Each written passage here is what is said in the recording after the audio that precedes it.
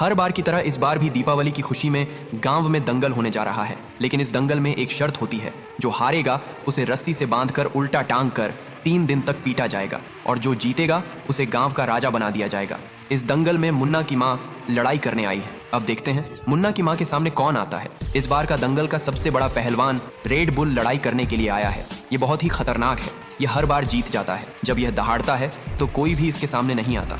सिर्फ मुन्ना की माँ ही इसे चुनौती देने के लिए आगे आती है। रेड बुल और मुन्ना की माँ दोनों आमने सामने खड़े होते हैं। लड़ाई शुरू करने के लिए घंटी बजते ही दंगल शुरू हो जाता है। रेड बुल बहुत ही खतरनाक था।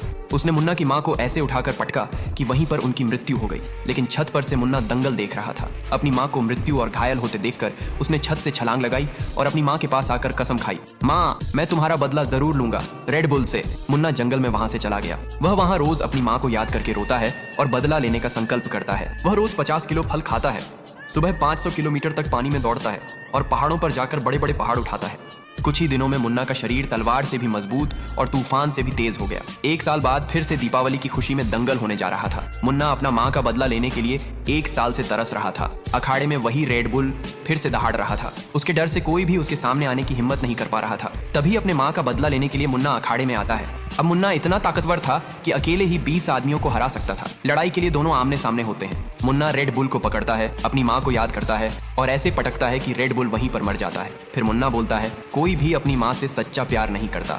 अगर करता तो मेरी माँ के लिए कोई एक लाइक और सब्सक्राइब तो जरूर करता।